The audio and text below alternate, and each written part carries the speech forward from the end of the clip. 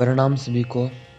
पिछली वीडियो में हमने कुछ आध्यात्मिक शक्तियों के बारे में बात की थी कि आध्यात्मिक शक्तियाँ क्या हो सकती हैं। हमने ये भी बात की थी कि बचपन से हमारे मन में एक ऐसा वर दिया गया है कुछ आसपास मीडिया से, जो हमने सीरियल्स देखे, किताबों से, कुछ काल्पनिक कथाओं से, कि आध्यात्मिक शक्तियाँ वही हैं हवा में उड़ जाना, जो अपने छोटे सिर से बड़े बड़े कार्य कर देना, किसी मरे हुए व्यक्ति को ठीक कर देना। तो एक मैं कहानी पढ़ रहा था, वो कहानी आप लोगों के साथ शेयर करूंगा। तो मेरे को बड़ी अच्छी लगी वो कहानी।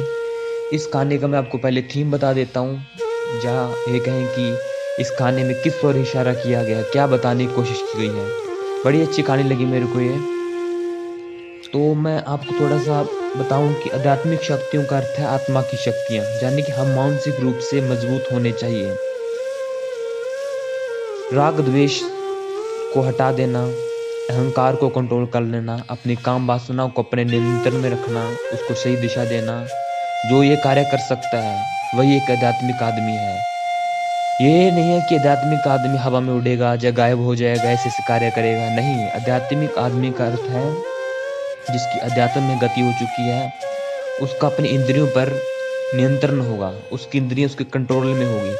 जिसकी इंद्रियां उसके कंट्रोल में है और वो धर्म के रास्ते पर, उस परमात्मा के रास्ते पर चल रहा है, वही आध्यात्मिक आदमी है।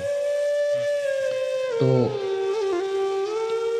जब तक हमारी इंद्रियां हमारे नियंत्रण में नहीं है, तब तक हम मानसिक रूप से मजबूत नहीं हो सकते। तो ये कहानी हम पढ़ते हैं। एक बार एक संत थे, वो अपने शिष्यों के साथ यात्रा कर रहे थे। रास्ते में भीषण आंधी और तूफान आ गया। उस तूफान में फंसकर कई दिन उन्हें भूखे प्यासे ही रहना पड़ा। ऐसी हालत में एक दिन उनका शिष्य, अपने शिष्य के साथ उस गुरु की वार्तालाप हो रही थी।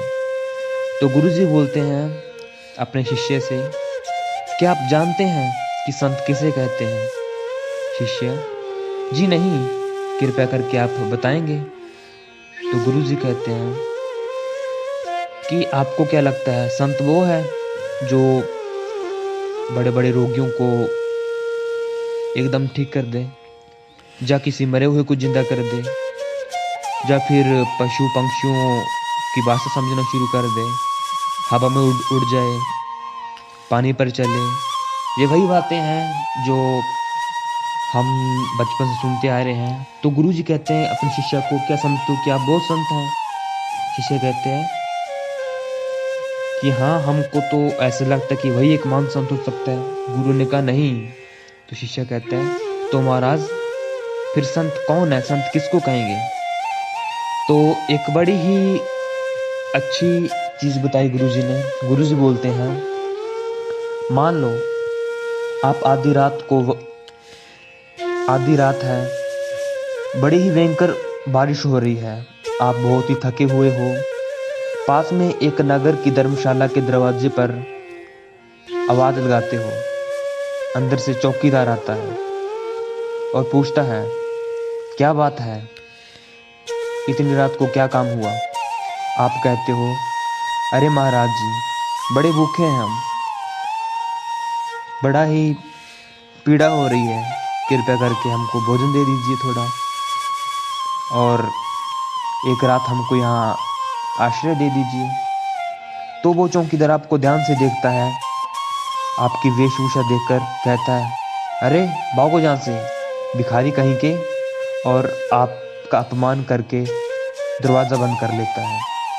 तो उस वक्त जो आगे मैं लाइन बोलने वाला हूँ, बड़ी अच्छी लाइन है। तो गुरुजी बताते हैं अपने शिष्य को, उस वक्त अपने मानसिक स्थिति को आप ध्यान से ऑब्जर्व करिए और चेक करिए। अगर आप उस परिस्थिति में भी, यदि आपका चित्त शांत है, आप अपने स्वरूप में स्थित हो, उस व्यक्ति के प्रति आपके मन में कोई भी दुर्भाव नहीं आया, आपके मन में कोई भी उस व्यक्ति के प्रति द्वेष नहीं आया, और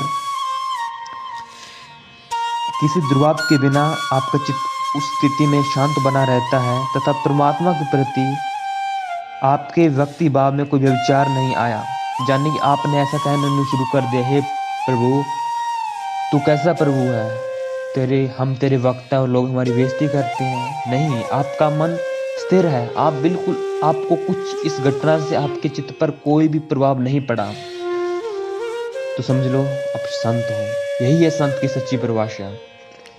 और इस कहानी के अंत में लिखा है, संत की पहचान उसकी चमत्कारी शक्तियों से नहीं होती। एक संत के सच्चे लक्षण यही है, मान अपमान में भी सम रहना, सम अवस्था यानी कि बिल्कुल न्यूट्रल भाव में रहना, सहनशील होना और भगवान में अनन्य शरणागति, अनन्य भक्ति भाव। तो प्रिय भाई और बहनों, यही थी एक संत की एक सच्ची परिभाषा। हम तो इतिहास में देखते हैं ना कि हमारे महान पुरुषों के उन पर कितने कितने जुल्म हुए।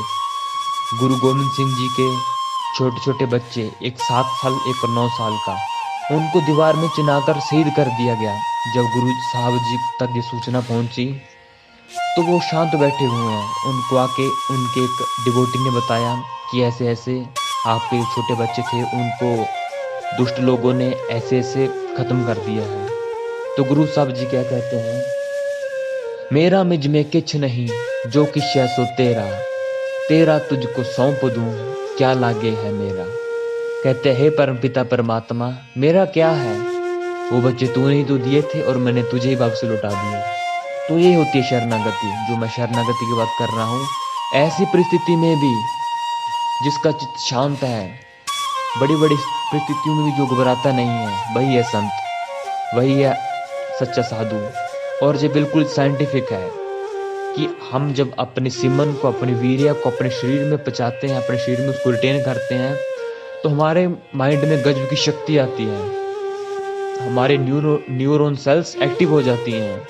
तो ये मैंने आपको थोड़ा सा इसका साइंटिफिक बताया। तो उम्मीद है आप मेरी बातों को समझ पा रहे होंगे। अध्यात्म और साइंस, अध्यात्म और विज्ञान, इनको हम साथ साथ लेकर चलेंगे। तो उम्मीद आप मेरी बातों को समझे होंगे और एक सच्चे संत की परिभाषा क्या है वो भी आप समझ चुके होंगे। धन्यवाद आपका।